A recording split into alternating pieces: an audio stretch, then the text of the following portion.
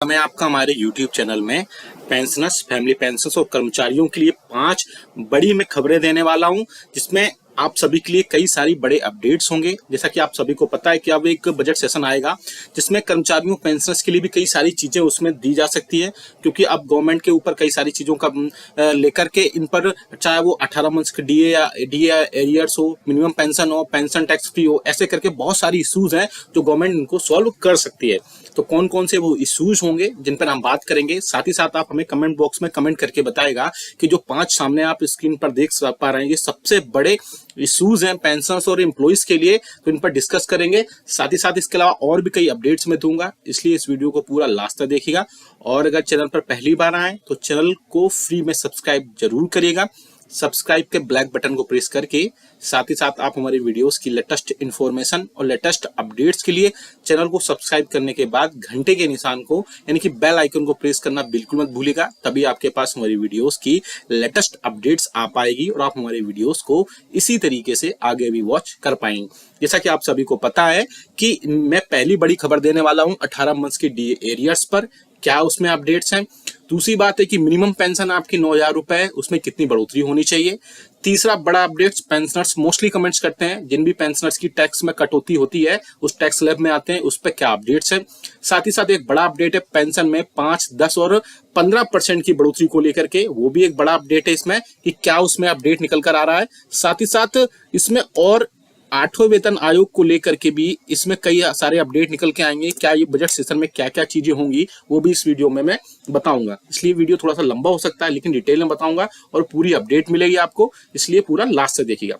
जैसा कि आप सभी को पता है कि अब बजट सेशन आएगा, उसमें पेंशनर्स की कई सारी मांगे या कई सारी डिमांड्स पूरी हो सकती हैं। जी हाँ दोस्तों, और सूत्रों की माने तो इसमें कई सारी चीजों में देखने को मिल सकती है, वो कर्मचारियों और पेंशनर्स को काफी ज्यादा राहत देखने को मिल सकती है और कई सारी चीजों पर उसमें अपडेट्स और चीजों को बढ़ोतरी देखने पर मिल सकती है। जिनमें सबसे ज्यादा जो है मैटर सबसे बड़ा है 18 मंथ्स के डीए और डीआरस का। हालांकि बहुत सारे पेंशनर्स और कर्मचारी ये बोलते हैं कि 18 मंथ्स के डीए एरियर्स पर आप बार बार बात क्यों करते हैं, उस पर अपडेट क्यों देते हैं जबकि वो नहीं मिलने वाला। तो मैं आपको बता दूं, ये आपका पैसा है, 18 मंथ्स का डीए और डीआरस आपको मिलना ही चाहिए। इसके अलावा यूनियन और फेडरेशन भी लगातार इसके रिगार्डिंग सरकार से बातचीत भी कर रहे थे, डिस्कशंस भी हुए, जिसमें 18 मंथ्स का डीए और डीआर का जो इशू था वो सबसे पहले रखा गया था। क्योंकि ये आपका पैसा है इसलिए आप इसे भूल नहीं सकते हैं। अगर ये मिलता है तो आपको आपकी पेंशन में लाखों रुपए तक बढ़ोतरी होगी और उसमें आपको काफी ज्यादा राहत मिलने की उम्मीद जताई जा रही है। इसलिए 18 मंथ्स का डीए और डीआर का जो इशू है वो आप भूल नहीं सकते हैं। इसलिए मैं कई बारी बारी और भी लोग हैं यूनियंस के, सारे फेडरेशन के, वो भी इसको उठाते रहते हैं और आपको ये मिलना ही चाहिए। इसलिए 18 मंथ्स के डीए डीआर को आप भूलिए मत, ये भी एक बड़ा इशू है, इससे आपको लाखों रुपए मिल सकते हैं।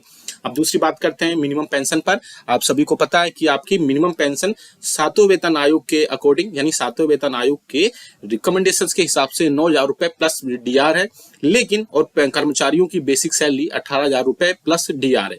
लेकिन उसमें मिनिमम पेंशन में बढ़ोतरी हो सकती है।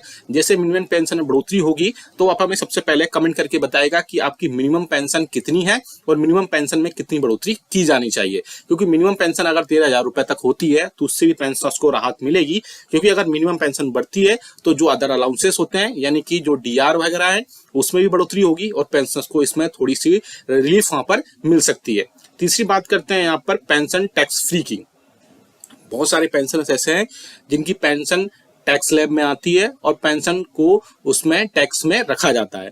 तो बहुत सारे पेंशनर्स की ये डिमांड रही है शुरू से ही और पेंशनर्स ये चाहते हैं और पेंशनर्स की रिक्वेस्ट भी रही है और यूनियंस और फेडरेशन भी लगातार इस मुद्दे को भी उठाते रहे हैं कि पेंशन की जो पेंशन है, पेंशनर्स की जो पेंशन है वो टैक्स फ्री होनी चाहिए। उस टैक्स स्लैब में आने के बाद भी उनको टैक्स फ्री होनी चाहिए, क्योंकि वो काफी जिंदगी पूरी अपनी टैक्स देते ही आए, तो अब पेंशन उनकी टैक्स फ्री होना चाहिए।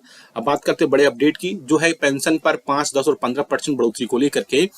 इसमें मिनिमम पेंशन में अगर बढ़ोतरी होती है तो भी पेंशनर्स को फायदा होगा, लेकिन पेंशन के लिए सबसे ज्यादा जो हॉट टॉपिक है वो है 5, 10, 15% इंक्रीज को लेकर के। आप सभी को पता है, मैं प्रीवियस वीडियोस में भी कई बार बता चुका हूं कि आपकी बेसिक पेंशन 80 इयर्स के बाद 20% बढ़ोतरी होती है, लेकिन पेंशनर्स ये चाहते हैं कि उनकी बेसिक पेंशन में हर 5 साल के ब्लॉक में 5-5% की बेसिक में बढ़ोतरी की जाए और अगर बेसिक बढ़ोतरी होगी तो उनके डीआर में भी बढ़ोतरी होगी। उसी के चलते पेंशन में 60 से 65 साल के ब्लॉक में 5% की, 65 से 70 साल के ब्लॉक में 10%, 70 से 75 साल के ब्लॉक में 15% की बढ़ोतरी की जाए, जिससे उनको वहां पर थोड़ी रिलीफ मिल सके। अब हमें कमेंट करके बताएगा कि आपके हिसाब से बेसिक पेंशन में कितने प्रतिशत तक की, किस एज के हिसाब से आपको बढ़ोतरी करनी चाहिए, जिससे कि पेंशनर्स की बेसिक पेंशन में बढ़ोतरी हो सके और उनकी कई सारी चीजों में यहाँ पर बढ़ोतरी होगी। अगर सबसे बड़ी बात, बेसिक पेंशन में अगर बढ़ोतरी होती है तो आपके डीआर में भी बढ़ोतरी होगी, जिसके चलते पेंशनर्स को कई सारी चीजें वहां पर एड ऑन होंगी। साथ ही साथ कर्मचारियों की बात करें, बेसिक पेंशन में 3% की बढ़ोतरी होती है, लेकिन मिनिमम सैलरी की अगर बात करें तो मिनिमम सैलरी 28,000 रुपए प्लस जो अदर अलाउंसेस वो होते हैं,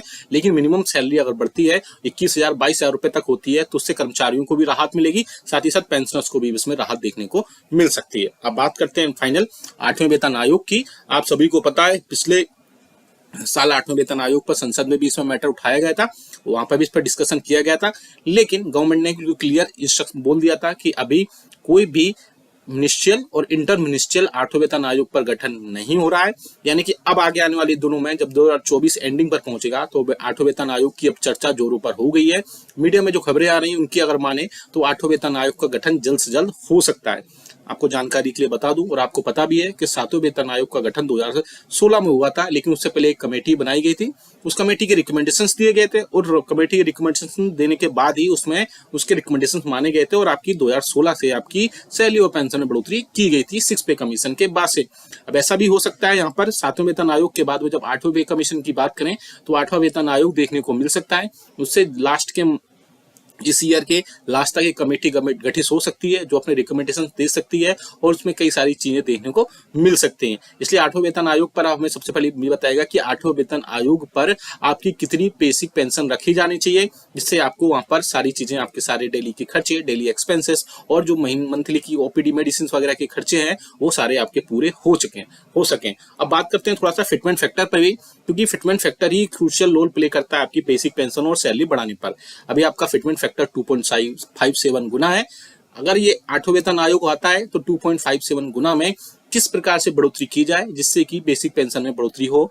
तो जो लोग, बहुत सारे लोग बोल रहे हैं कि इसमें 3.68 गुना तक बढ़ोतरी होगी, तो मैं बता दूं इतना ज्यादा इंक्रीमेंट नहीं हो सकता है। 3.68 गुना बहुत होता है। ऐसे करके बेसिक पेंशन लगभग डबल हो जाएगी, यानी कि अगर 9,000 रुपए तो 15 से 16,000 रुपए तक पहुंचेगी। वहीं कर्मचारियों की बेसिक सैलरी जो है 18,000 रुपए से बढ़ के 2,600 रुपए तक हो सकती है। लेकिन मेरे अकॉर्डिंग फिटमेंट फैक्टर 3 पॉइंट तक हो सकता है अगर 2.57 गुना के बेसिस पर है। अगर 3 पॉइंट भी होता है तब भी बेसिक पेंशन आपकी 9,000 रुपए से बढ़ के 13,000 से 14,000 रुपए तक हो जाएगी। साथ ही साथ कर्मचारियों की जो सैलरी है वो 18,000 रुपए से बढ़ करके 21,000 रुपए तक पहुंच सकती है। तो आप हमें कमेंट करके इस पर भी बताएगा कि फिटमेंट फैक्टर में कितनी बढ़ोतरी होनी चाहिए। डीआर आपका बहाल हो चुका है, अब आपको all India consumer price index का डेटा भी आ चुका है। अब उसके बेसिस पर जुलाई 2024 में 3 से 4% तक महंगाई भत्ता और महंगाई राहत में बढ़ोतरी हो सकती है। आगे आने वाले दिनों में जब बाकी all India consumer price index का डेटा निकल कर आ जाएगा, उससे क्लियर हो जाएगा कि आपको बाकी चीजें कितनी वहां पर अपडेट होंगी। ये वीडियो अच्छा